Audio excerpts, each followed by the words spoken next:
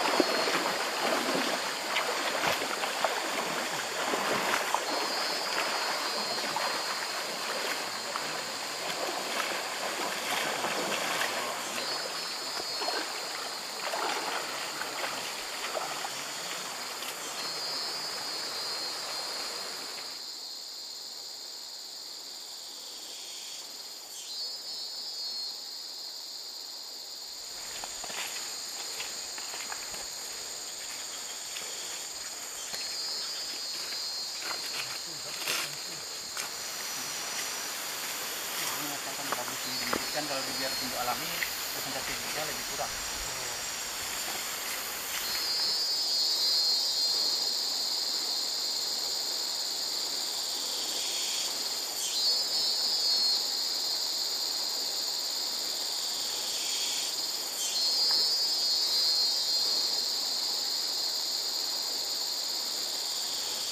Kita sudah sampai di Tiger Protection Unit Camp WWF. Untuk lebih jelasnya apa saja kegiatannya, di sebelah kita sudah ada koordinator teknis. Halo Bang, saya Abdi Bang dari acara Surat Belajar. Saya Samsul dari tim TPU WWF Riau. Ini Bang, kita ingin menanyakan sejarah pendirinya camp WWF TPU yang ada di Sungai Durian ini. Camp TPU Sungai Durian ini sejarah berdirinya berawal dari keinginan kita untuk memiliki sebuah camp untuk dijadikan lokasi transit bagi kawan-kawan yang melakukan kegiatan di dalam kawasan. Karena selama ini kita selalu dari Pekanbaru nginap di hotel, jaraknya terlalu jauh ke kawasan, maka timbullah ide pemikiran untuk kenapa tidak membuat satu camp yang bisa kita jadikan posko itu yang berdekatan langsung dengan kawasan. Kemudian berawal dari ide tersebut, maka dicarilah lokasi yang pas dan berdekatan dengan kawasan. Maka dari beberapa pilihan didapatlah lokasi di sini, yaitu di daerah Sungai Durian. Kebetulan camp kita ini diapit oleh dua sungai, Sungai Durian dan di bawah ya. ini Sungai Durian dan di sebelah kanan sana itu Sungai Tapi sebagai muara dari Sungai Durian. Itu tahun 2012 kita dihibahkan oleh masyarakat Desa Petai. Lahan ini luas lebih kurang 1 hektar. Jadi Februari 2013 kita mulai membangun camp ini. Berawal cuma satu camp induk itu aja. Yang itu ya. Jadi seiring perkembangan dan dukungan dari kantor juga kita tambah-tambah ya kan. Jadi kita sekarang udah punya aula, punya kotek gitu kan. Ya tempat kawan-kawan nanti kalau butuh istirahat silakan di kotek. Tapi ada titik yang bagus-bagusnya. Selain itu Bang, fungsi pengawasan dari tim TPU sendiri Bang? Sebetulnya tim TPU itu mempunyai beberapa kegiatan inti. Satu itu kegiatan patroli rutin. Kami lapangan kegiatan patroli rutin. Itu adalah kegiatan patroli atau pengamanan yang dilakukan di sistem jalan kaki. Itu dilakukan di daerah-daerah yang kita sudah identifikasi sebagai daerah yang rawan perburuan. Kemudian ada kegiatan patroli mobiler, yaitu patroli yang menggunakan kendaraan. Kendaraan ini bisa sepeda motor, bisa mobil, tapi kami lebih sering menggunakan sepeda motor. Tujuannya adalah untuk mendapatkan informasi dan mengidentifikasi secara cepat ancaman yang terdapat di dalam dan sekitar kawasan. Jumlah personel patroli di tim Tiger kita Bang? Kita mempunyai jumlah personil sebanyak 4 unit, itu 16 orang. Kemudian dalam satu tim itu biasanya untuk patroli rutin 4 orang dan untuk patroli reguler 2 orang. Ya.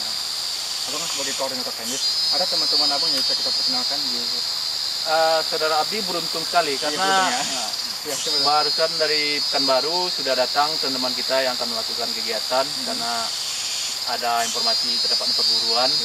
Dan mungkin bisa saya perkenalkan kan kawan-kawan ini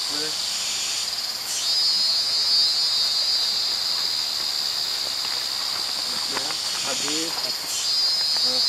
Hendro, Adi ya. Silakan ya. Ini rekan tim Tiger Protection ini Kampung. Ya, ini setelah ada satu lagi masih di belakang. Iya, satu lagi di belakang. Jadi ini ada 3, jadi satu tim itu 4 orang dan mereka akan melakukan kegiatan ke dalam kawasan yang diinformasikan terdapat perburuan. Informasi mengenai camp lah menurut saya dulu awalnya. Itu sesuai dengan semangat awal cuma camp ini sebagai camp transit, tapi karena dari beberapa divisi lain dari WF juga tertarik dengan keberadaan camp ini, jadi sekarang fungsi camp ini bukan hanya sekedar camp transit. Jadi camp ini juga bisa difungsikan untuk kegiatan lain seperti pelatihan, dan beberapa pelatihan yang sudah dilakukan di sini, seperti pelatihan navigasi untuk kawan-kawan yang masih baru dan masyarakat yang ingin ikut sekali kegiatan yang kita. Kemudian pelatihan identifikasi pohon bersama salah satu guru besar, profesor dari Kementerian Kehutanan. Dan pelatihan jurnalistik dasar untuk rekan-rekan. Pelatihan atau workshop mengenai spesies itu dari kebetulan itu ada ahli spesies dari US atau Pak Jim Sanderson, apa namanya itu pernah dilakukan di sini. Selain itu tempat ini juga ada beberapa kali dikunjungi oleh tamu-tamu dari luar, terutama tamu WWF.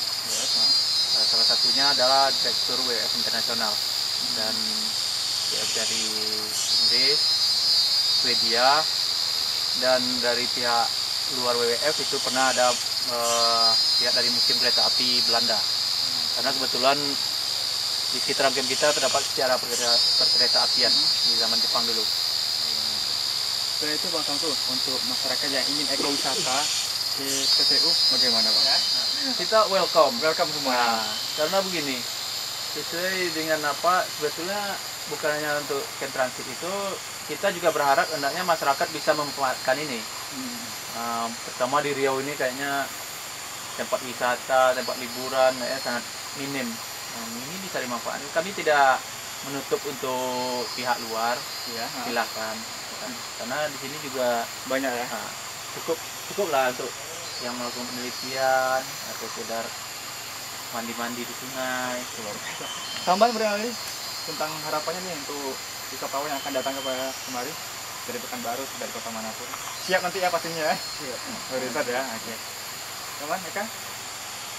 Ada tambah lagi harapannya ke depannya? Ya lah kayak lebih tahu orang-orang luar ikan TPU itu. Ya, sekalian kebetulan juga koordinator lapangan kami sudah datang. Mungkin bisa sekalian berkenalan dengan beliau. Mungkin banyak cerita mengenai sejarah TPU. Mari jelasin sejarah TPU sendiri. Saya Bang jelasin tambahan lagi nih dari pembicaraan kita. Kalau sejarah TPU sih awalnya dulu itu kan di Riau ini banyak terjadi angka kematian harimau. Nah, di tahun 2004 pemerintah umumnya BKSDA Riau bekerjasama dengan WWF untuk membentuk sebuah unit yang dinamakan dengan Tiger Protection Unit, itu TPU. Nah, bertujuan untuk melakukan monitoring di kawasan yang ada di Provinsi Riau. Nah, waktu itu TPU itu bekerja di Lanskap Pesenilo. Jadi Lanskap Pesenilo itu ada 5 kawasan besar. Pertama itu Pesenilo sendiri, yang kedua SMB Bali, ya. yang ketiga SMB Rumutan, keempat Pesenindung Bukit ya, yang kelimanya Bukit 30. Tetapi karena memang personil kami kurang, kami difokuskan saja waktu itu di Taman Nasional Pesenilo. Nah, namun dengan seiring berjalannya waktu, ternyata di kawasan SMB Membaling dan Hutan Lindung Bukit Bakabu juga terjadi ancaman yang serius. Maka kami ditarik dari Pesenilo ke kawasan SMB Membaling ini dan Hutan Lindung Bukit Bakabu. Tambahan aja Bang, untuk lebih menseriuskan TPU kita ini, masukan lainnya.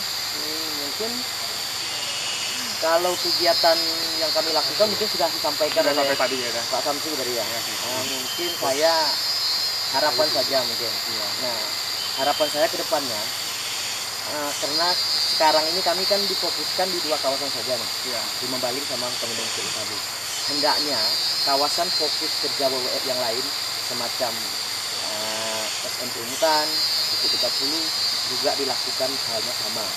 Jadi intinya kami berharap tim TPU ini diperbanyak lagi supaya kawasan-kawasan lain itu diperlakukan dengan hal yang sama. Selain itu, kami dari pihak TPU sebetulnya punya harapan lagi agar pemerintah mendukung kegiatan kami, agar TPU enjoy melakukan kegiatan untuk menjaga sang siraja rimba itu. Luar biasa. Terima kasih Bang Raya.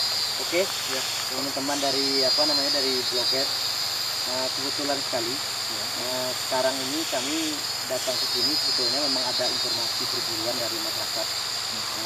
Jadi rencana kami besok ingin melakukan penyitaan jerat-jerat yang ada di informasi tersebut. Nah, dengan itu teman-teman dari Blogger bisa ikut bersama-sama untuk menyaksikan kegiatan yang kami lakukan. Nah, berhubung teman-teman dari Pekanbaru jauh setelah sampai di tempat kami gitu kan, mungkin lebih enaknya kita ngobrol sambil minum kopi di camp. Kita istirahat dulu lah gitu. Ya.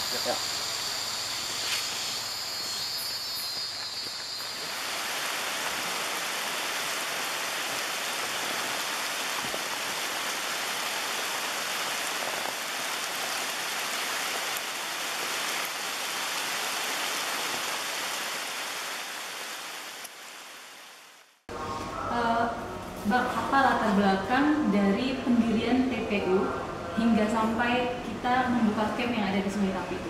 Ya, secara ringkas bahwa TPU atau unit anti perburuan liar harimau Sumatera yang dibentuk oleh WWF bersama BKSDA di penghujung tahun 2004 gitu kan, sebagai upaya untuk menurunkan aktivitas perburuan liar terhadap harimau Sumatera gitu kan. Nah, hal ini dibentuk karena menyikapi juga gitu kan, dan banyaknya informasi yang kita dapatkan gitu kan ya, bahwa kematian harimau akibat perburuan langsung ini dari tahun ke tahun menunjukkan peningkatan gitu kan ya. Sehingga dibentuklah tim TPU ini gitu kan. Sejak dioperasikan di tahun 2004 gitu kan hingga saat ini tim ini telah berhasil menyita sedikitnya 800 jerat, baik yang digunakan untuk membunuh harimau gitu kan maupun binatang mangsanya. Nah, terus dari pembentukan TPU ini juga diharapkan bisa mengidentifikasi gitu kan semua ancaman yang terjadi di wilayah hunian atau habitat harimau gitu ya. Untuk beberapa kawasan seperti misalnya kawasan Limbang Baling dan Bukit Batabuh, kita sudah intensif melakukan kegiatan di sana.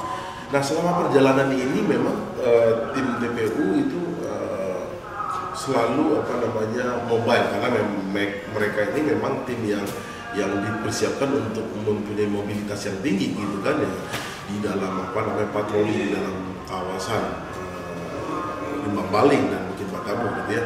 Nah, tapi selama ini mereka tidak punya tempat gitu ya, untuk misalnya mereka mau masuk dalam kawasan atau keluar dari kawasan, atau punya tempat ini. Nah, kepikiran mereka harus punya tempat sebagai tempat istirahat gitu kan, atau tempat mereka bersiap-siap untuk masuk ke dalam kawasan gitu kan ya.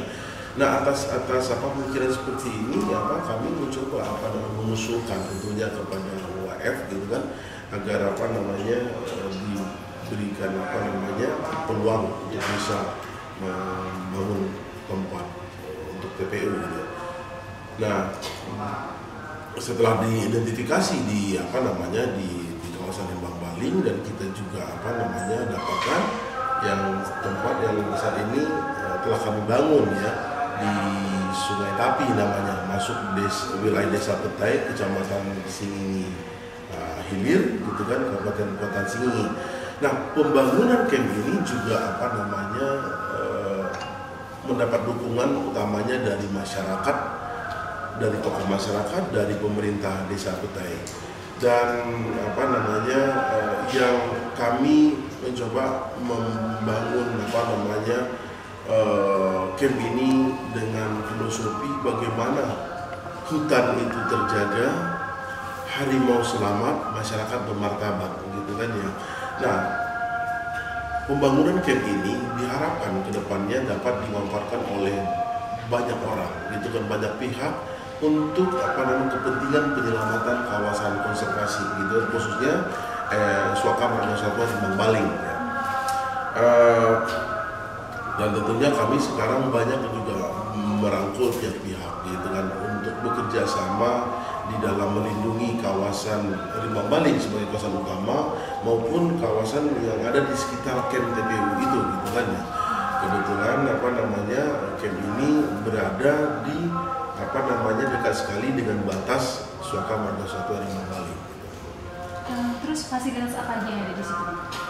Ya, karena kami baru proses awal dalam membangun camp ini, satu bangunan sederhana untuk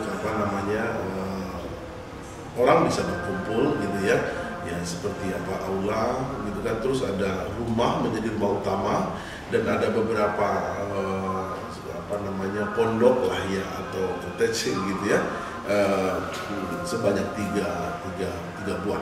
Ya, kalau ada kunjungan orang sebanyak 10-20 orang, saya pikir camp itu masih dapat mengakomodir orang untuk tinggal di sana.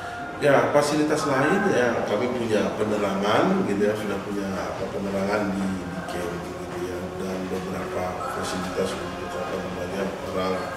orang tidur gitu kan ya, dengan alam hutan gitu kan ya, yang memang diharapkan segala fasilitas itu tidak merubah gitu kan, merubah fungsi dari ekosistem gitu kan ya, dan membuat orang merasa nyaman gitu kan dia berada di hutannya gitu kan ya.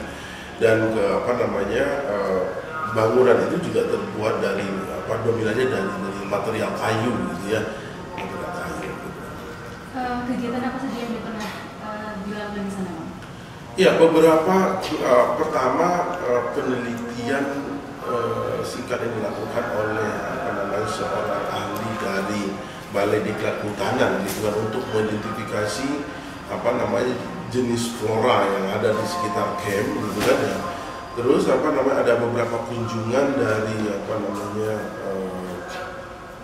jurnalis juga gitu kan, karena di sana itu ada tempat yang memang punya kaitan sejarah gitu kan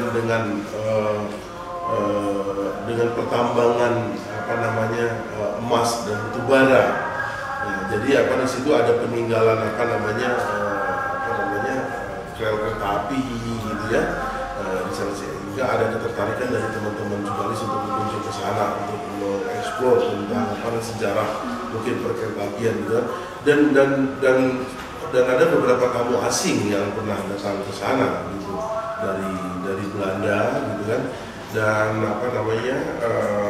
pernah juga digunakan untuk kegiatan-kegiatan pelatihan oleh web dan mitra kerjanya. Kayak kemarin itu adalah pelatihan tentang riset harimau gitu kan. Nah, termasuk juga kunjungan dari dari Direktur Internasional Web sendiri gitu kan, baru ini gitu ya. Dan beberapa kunjungan lain yang sifatnya singkat gitu kan, dilakukan oleh beberapa teman-teman komunitas yang ada di Pekanbaru ini gitu kan. Untuk harapan ke depannya, Bang, camp ini akan seperti apa?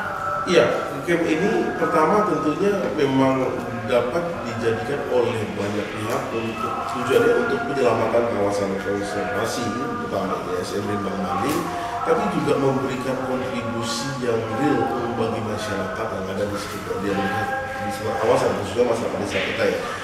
Yang orientasi kegiatannya itu lebih kepada peningkatan jasa lingkungan lah.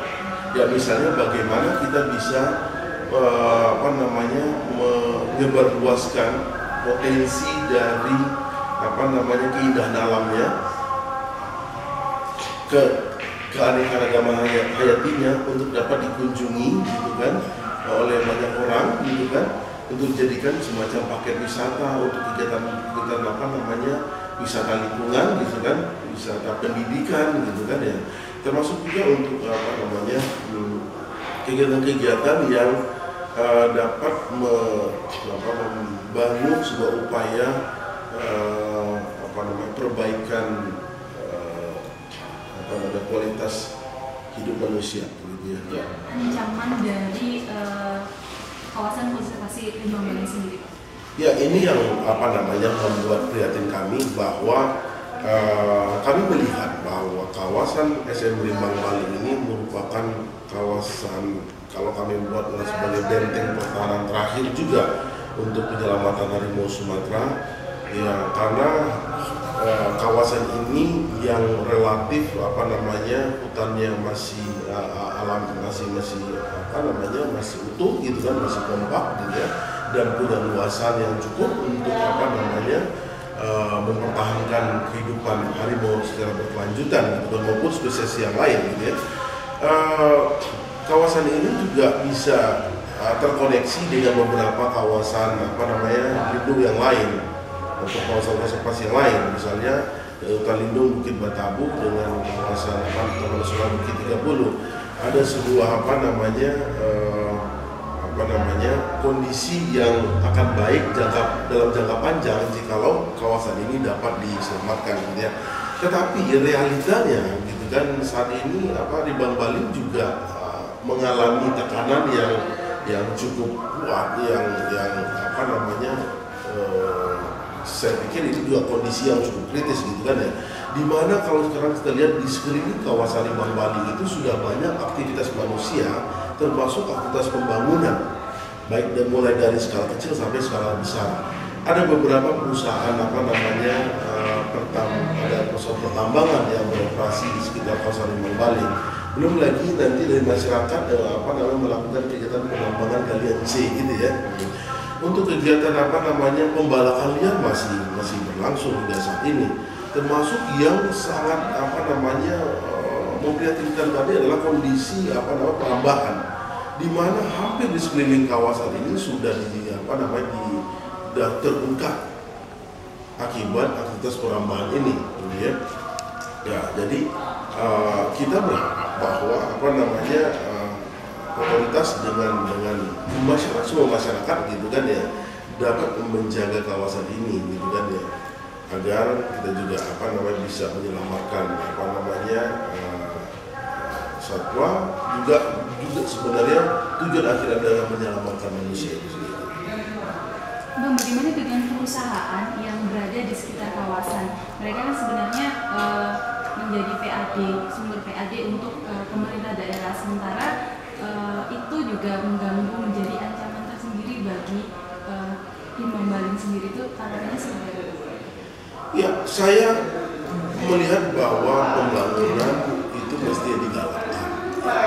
Namun pembangunan yang saya bilang pembangunan hijau, pembangunan yang yang berorientasi juga pembangunan yang berkelanjutan gitu kan ya, dan pembangunan yang juga meminimalkan dampak risiko terhadap alam dalam waktu yang akan datang atau dalam jangka panjang gitu kan ya. Nah, seringkali sebenarnya saya melihat praktek-praktek yang tidak baik yang terjadi gitu kan yang dilakukan oleh pihak perusahaan.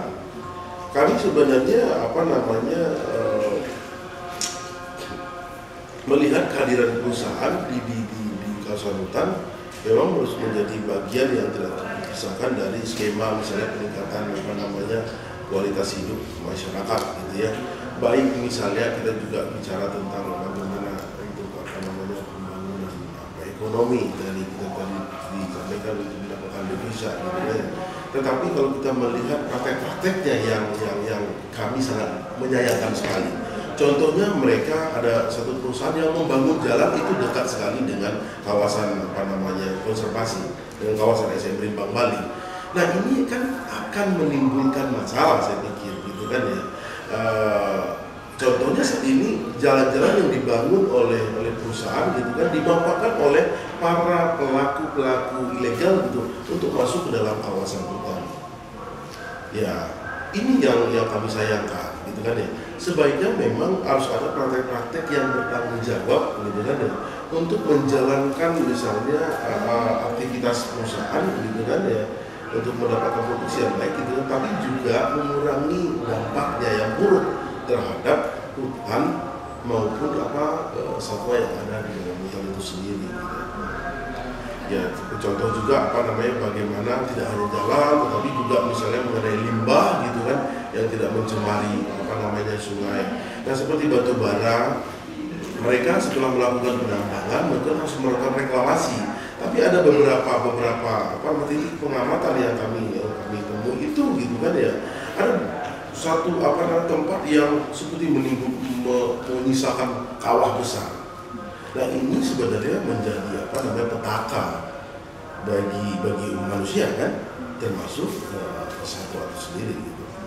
Itu sudah ada penelitian belum Bang untuk kandungan dari mineral-mineral tambang yang mungkin akan merugikan untuk masyarakat? Iya, justru itu kami dalam waktu dekat akan mencoba merangkul teman-teman yang memang punya perhatian, punya pengalaman ya untuk meneliti tentang dampak pertambangan terhadap kerusakan lingkungan hidup yang ada di sekitar Rimbang Bali. Dan dengan pemerintah sendiri, Bang, sebaiknya pemerintah itu seperti apa sih Bang untuk memberikan perhatian terhadap kawasan-kawasan konservasi? Seharusnya seperti apa yang harus dilakukan oleh pemerintah? Iya,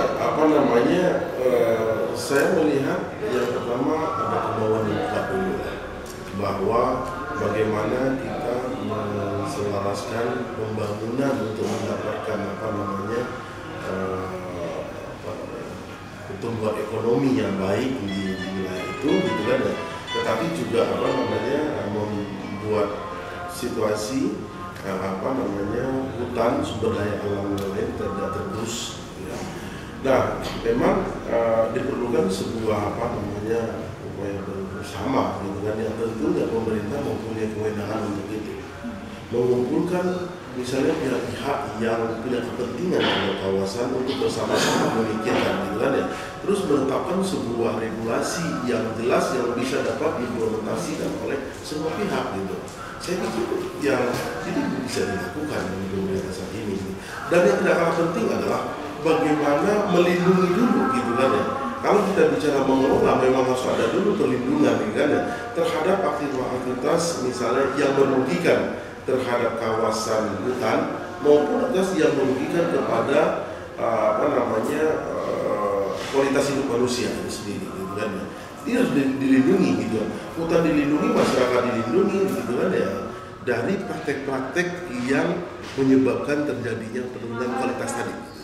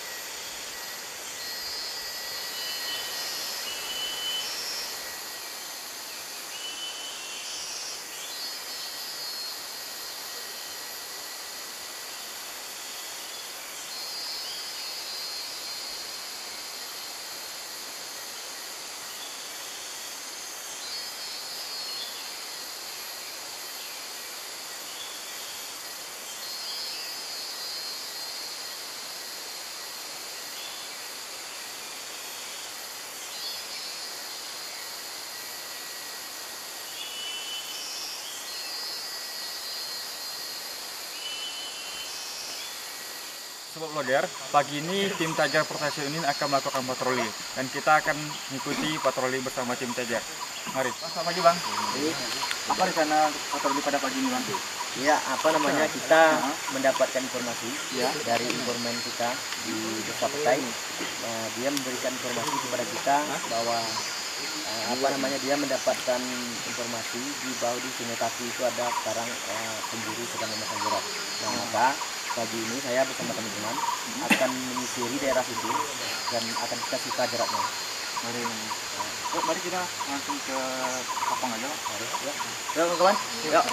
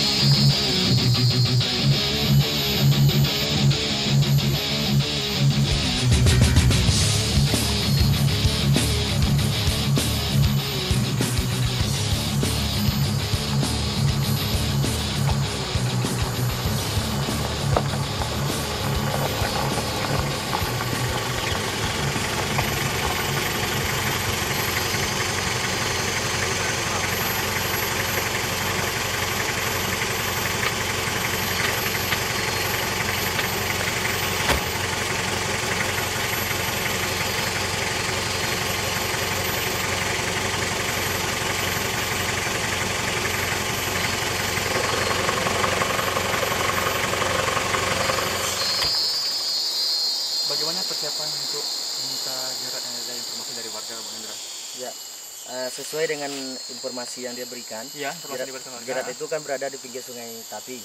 Nah, sesuai itu makanya ini sepertinya memang rintisan pemburu itu. Iya. Nah, kalau misalnya memang ada, nanti kita sisiri daerah hutan sini sampai memang kita anggap daerah itu sudah aman.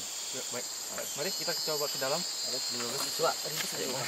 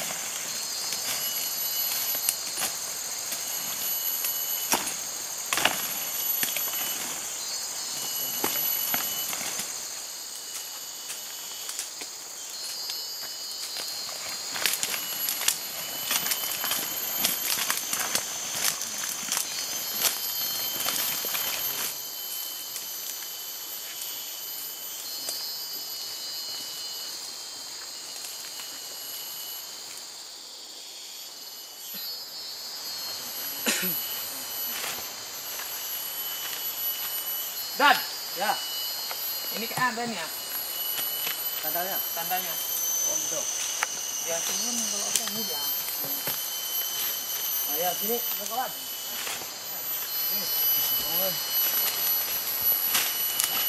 Gimana namanya? Ini jerat ya, Bang? Ini biasanya memang kalau pemburu Iya. ngasih tanda memang kayak gini. Nah, kalau kita udah temukan begini, semua tim saya harapkan memang menyebar di sini berkisar sekitar 2 kilo. Jadi 2 kilo sekitaran ini harus kita patroli bersama agar memang jerat itu kita temukan. Karena pemburu itu biasanya masang jerat itu agak milimet. Jadi harus hati-hati. Nah, kawan-kawan untuk mencari jerat juga hati-hati, nanti kena kaki. Nah, Oke, ini tanda-tandanya, Bang ya. iya. Kita sisir aja, Bang. Ya, 2 kilo dari dari sana.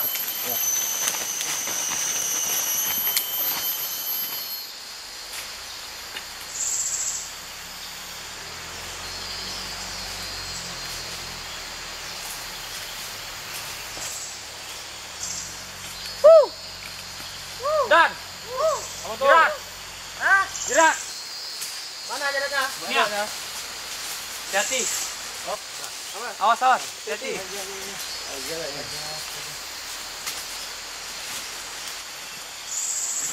Ini memang jerat harimau nih. Ini Bang.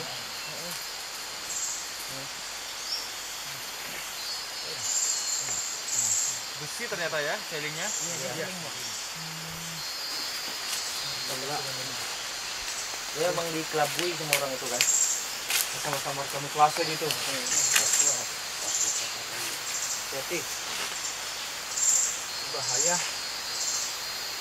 Wow. Seperti ini ternyata.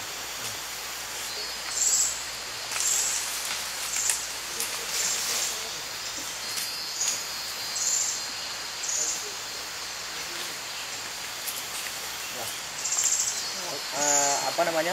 Kita inikan dulu. Kita inikan dulu nanti kena kita. Soalnya apanya besar kan. Jadi setelah itu nanti baru kita. Awas ya. Awas. Dari atas.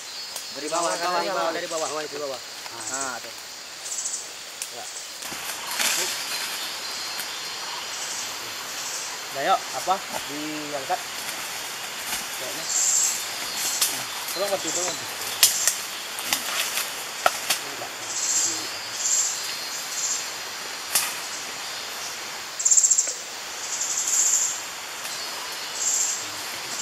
Nah, potong aja apanya supaya dia nggak bisa masang lagi untuk depannya.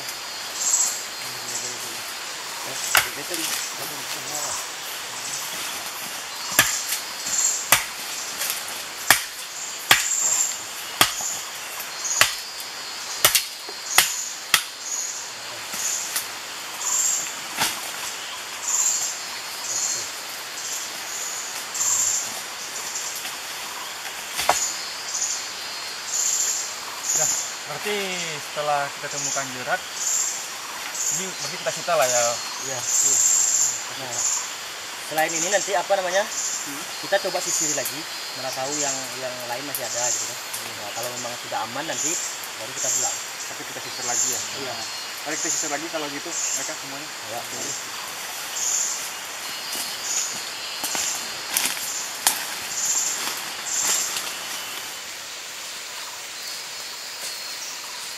Yuk, kawan. Ya. Kumpul dulu.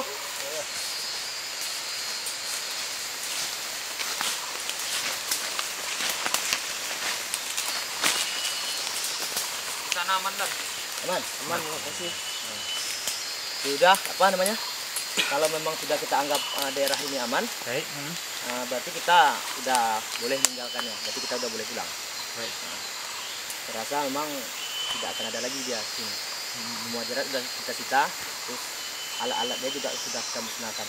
Baik. Terus ini balik kanan ya Bang ya. Oh, Bang. Baik. Yuk, kita istirahat dulu. Mari.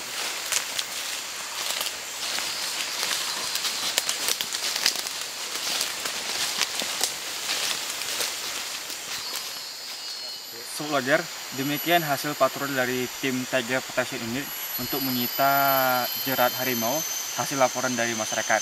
Dan kita kembali ke base camp. Bang, ini berarti seling ya, Mo, ya namanya? Iya.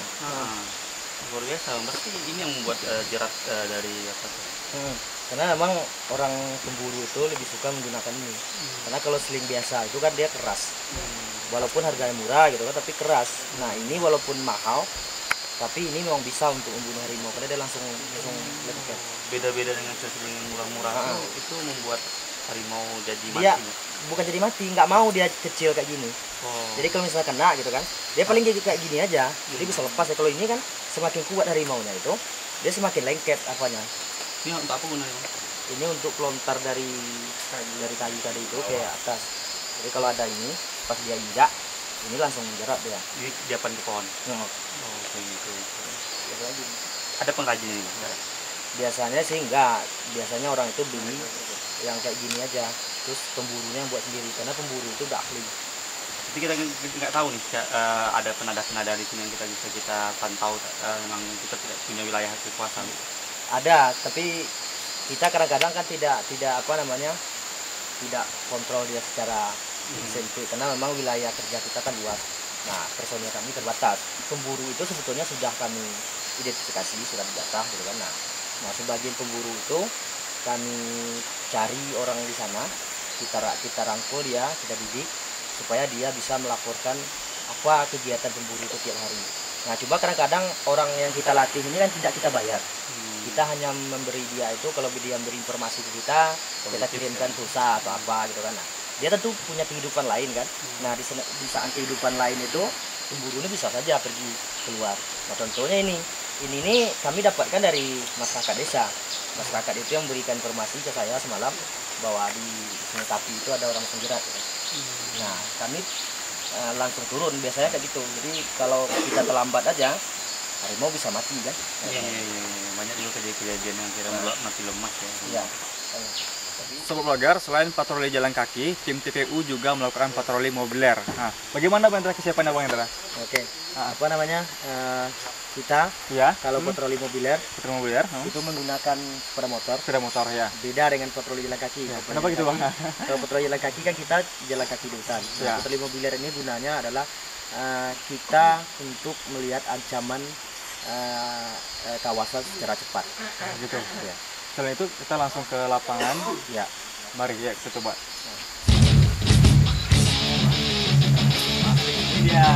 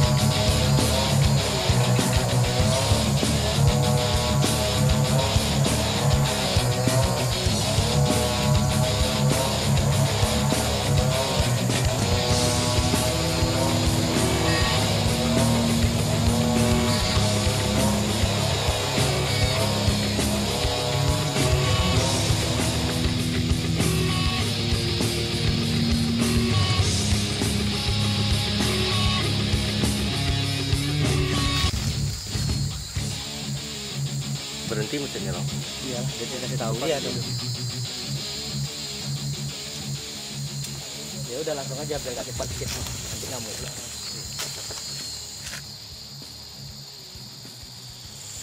Bang, bisa menjelaskan kondisi saat ini setelah kita temukan bahwasanya terjadi ilok di dalam rimba baling, apa tidak lagi dari tim Tiger Protection Unit kita, Bang? Ya. Apa namanya? Ini adalah salah satu contoh kegiatan illegal logging yang dilakukan di dalam kawasan SM Rimba Baling. Iya, Nah, kebetulan pas kita sampai sini kan kita lihat buktinya langsung. Iya, Karena sayangnya kita tidak bisa ngobrol dengan pelaku. Iya, Karena pelaku melarikan diri. Nah, salah satu mereka menggunakan sepeda motor dari dalam kawasan untuk mengangkut kayu sampai ke jalan yang bisa dilewati mobil. Nah, biasanya mereka memang kayak gini. Nah, catat loh koordinatnya. Oke. Koordinatnya. Oh, berarti kita cetak di koordinat dalam blog kita ya. Nah, kami biasanya kalau menemukan illegal logging itu, kami kan punya pom patroli. Nah, jadi pom ini kami isi. Nanti setelah itu kami buat laporan, baru kita laporkan ke yang yang punya otoritas ada kawasan gitu kan. Kami hanya untuk data saja. Oke, silakan cetak dokumentasi dulu. Berita dulu. Catat bro. S 00 18 34 poin 5. E nya 101 11 17 poin 5. Ya. Nah, catat kita temukan kayu ini Kayu 510. 510 banyaknya ini 448 tambah 3 11 sekitar 13 tual. Ya.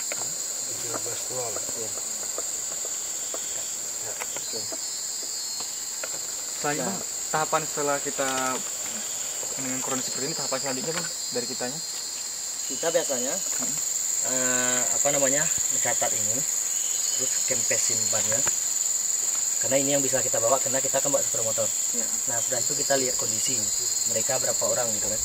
Kalau misalnya mereka lebih ramai dari kita, tentu kita tidak akan berani. Nah, jadi yang bisa kita lakukan adalah menyempetin ban motornya. Ya. Sudah itu, baru kita kita buka ininya, kita buang aja. Besok kita coba eksekusi tempat motor ini. Mari. Yuk. Kita cabut aja ini.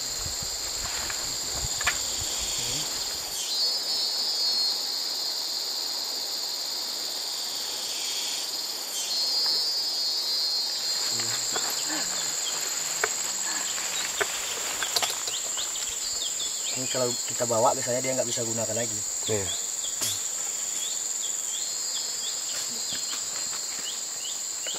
Oke. Ya. Dan sob, inilah kondisi nyata dari kondisi hutan kita Rimba Baling. Baik, Bang, gimana lagi, Bang? Ya, kita coba Kita review lagi, ya, tempat lagi. ya, cari tempat yang lain. Yuk, mari kita jalan.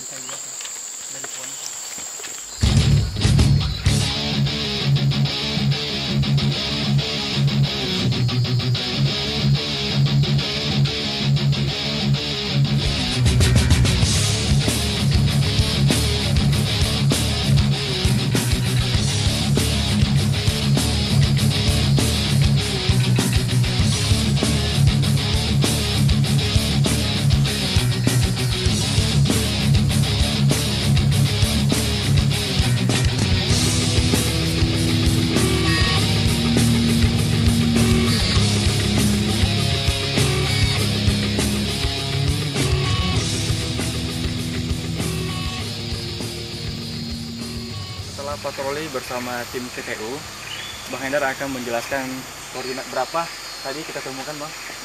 Ya. Tadi yang kita temukan kayu 13 tual itu, Ya, posisinya di 00 18 34.5. Ya. Terus 101 11 17.5.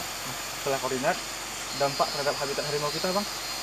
Kalau dampak terhadap harimau sendiri itu pasti ada, karena memang masyarakat yang menggunakan kegiatan illegal logging itu, mereka selalu menggunakan mesin sinso. Sinso, ya. Jadi mesin Shinso itu kan dia bunyinya besar. Nah, biasanya di daerah yang kita temukan illegal logging tadi itu wilayah tempat berdiamnya harimau. Nah, dengan adanya masyarakat yang menyinso di sana, nah otomatis harimau itu akan bergeser ke tempat lain. Nah, biasanya dampaknya seperti itu. Ya. Dan tindak lanjut kita dari tim TPU. Nah, biasanya kami setelah menemukan ancaman kegiatan ilegal itu, yang salah satu tadi yang kita temukan itu adalah illegal logging. Nah, kita mendata koordinat. Setelah kita ambil koordinat, kita akan tanyakan kepada pelaku. Nah, cuma tadi kan kita pas sampai di sana pelakunya kabur. Ya, orangnya sudah lari. Jadi kita tidak bisa menanyakan itu. Nah, nanti setelah ini kami akan melakukan investigasi terhadap kegiatan itu. Nah, setelah kami mendapatkan pelaku Ya. sama pemodalnya, nah kami akan buat sebuah laporan. Nah, laporan ini akan kami sampaikan kepada atasan kami di WWF. Nah, biasanya di WWF akan disampaikan juga kepada pemangku kawasan, yaitu kalau di SMB Membaling itu Balai Konservasi Sumber Daya Alam Pekanbaru. Gitu. Terima kasih nih informasinya Bang atas informasi ini. Ya Sobat Logger, demikian informasi dari tim Tiger Protection Unit di Desa Petai, Kecamatan Singingi Hilir, Kabupaten Kuantan Singingi, Provinsi Riau. Dan sampai jumpa di edisi berikutnya.